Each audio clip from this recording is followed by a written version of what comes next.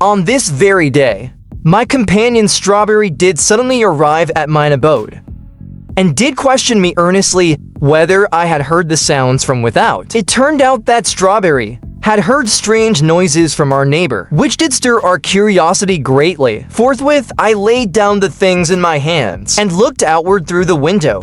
There I beheld our neighbor, who seemed to be crying and shouting with all his might.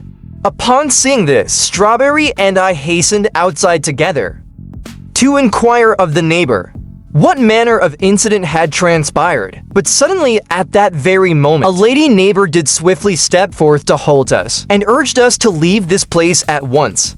Moreover, she told us that the southern neighbor had once suffered a grievous chemical mishap and warned us not to record him. Both Strawberry and I were sorely perplexed. In the end, she sternly bade us to leave forthwith, else she would summon the constables upon us. Seeing that matters had come thus far, we could do naught but depart in helplessness. It was plain to see that the lady neighbor had no wish for us to pursue the matter further. Later, as we set forth in our carriage, we drew slowly near to the southern neighbor, yet he seemed to shrink from us in fear. When we reached the door of his dwelling, we knocked, but he clearly wished not to let us within. We then circled that house once around, and discovered the refuse the man had gathered ere now. Upon opening it, we found naught but sundry cosmetics and makeup tools. Even a most peculiar and eerie mask lay within, which left both Strawberry and me bewildered beyond measure. Yet, desiring to uncover the truth of the matter, we resolved to examine the surveillance crystals, that we might discern what truly befell. When we beheld the record of the 17th or past midnight, we espied the neighbor walking side by side with another neighbor. Yet I had never before laid eyes upon that person. And then we saw the two of them slowly stepping together into the house. To mine astonishment, the other neighbor did appear to bear no countenance at all. Perchance the vision crystal was too dim and unclear. Thus mine eyes could not discern it well. When I did pause the image and magnify the scene, verily, I beheld that this neighbor possessed no face. Both Strawberry and I were sorely startled. Then, when I continued to review the record at the 8th hour of morn, we beheld the neighbor stepping forth to cast out his refuse. Yet the other neighbor from the night before had vanished. Could it be that he yet remained within the house? Thereupon, we resolved to pay the neighbor's dwelling a visit, for it was nightfall, so we could but observe in silence and secrecy. Then we saw the neighbor slowly emerging from his abode. We even heard him walking and shouting loudly as he went. After the neighbor had gone afar, Strawberry and I quietly approached the dwelling. There we found a door that might be opened, and so we entered to look within. There we found that the floor was wholly wrapped with layers of plastic bags. Even the furniture of the house was thus covered. Strawberry and I were much confounded. Could it be that this neighbor was concealing some dreadful secret? When we sought to look into the basement, we found there several wigs scattered about, and upon the walls were portraits marked with red crosses. I cried aloud in the basement to see if perchance anyone were trapped within. Then did I find a fragment of an old newspaper, which spake of an explosion in days past, and that the constables had apprehended a suspect linked to that blast.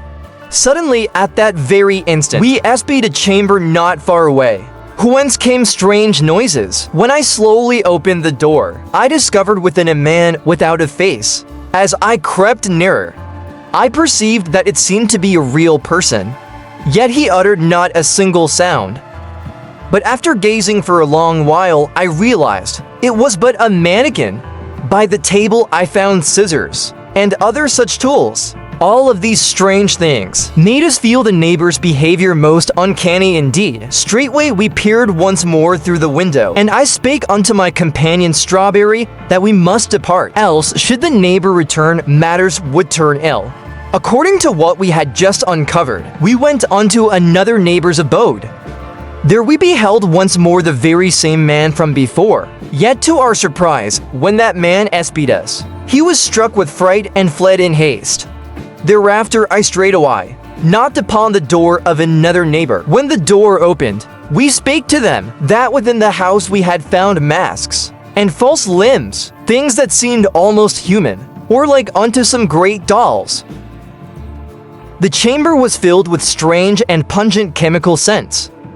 Then the neighbor told me that for certain reasons, he had begun to craft certain focused creations, saying it did bring solace to his ailments. Then I spake of the vision from yesternight's recording and told the neighbors thereof, for we had indeed seen a man without a face, yet the neighbors all claimed they had seen naught of the sort, saying only that the man was but fashioning false mannequins, and when he felt lonely, he would call upon them for company. Thus, having learned a little of the circumstance, we made ready to depart. Yet at that moment, we caught once more the same odor as that from the previous house, and beheld to the same kinds of masks.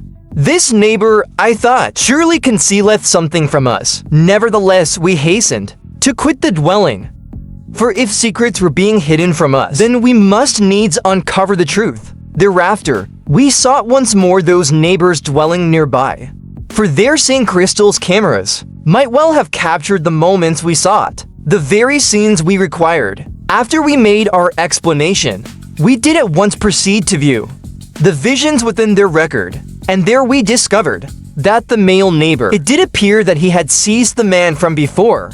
After he entered the chamber, naught could be seen of what befell within. Having thus discerned the course of events, Strawberry and I did hasten back unto the dwelling from before.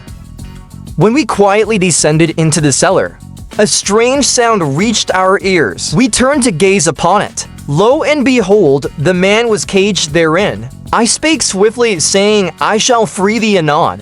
Then with great care did we deliver him forth. Yet to our astonishment, that neighbor possessed no visage. He was but a man without a face. I forthwith demanded of him the truth of this matter. By writing, he did reveal unto us. All of it was wrought by the male neighbor, and not by his hand alone, for another aided him. At that moment, the truth was laid bare before our eyes. Thereafter, we brought the faceless man unto the house of the wicked neighbor. Upon stepping within, I spake, the truth hath been revealed. Now shall I summon the constables to seize thee. When we returned unto the carriage, we beheld another neighbor slowly emerging. And as we looked upon their countenance, we saw they too were faceless. At that sight, we dared not tarry in that accursed hamlet. Forthwith did Strawberry and I depart in haste.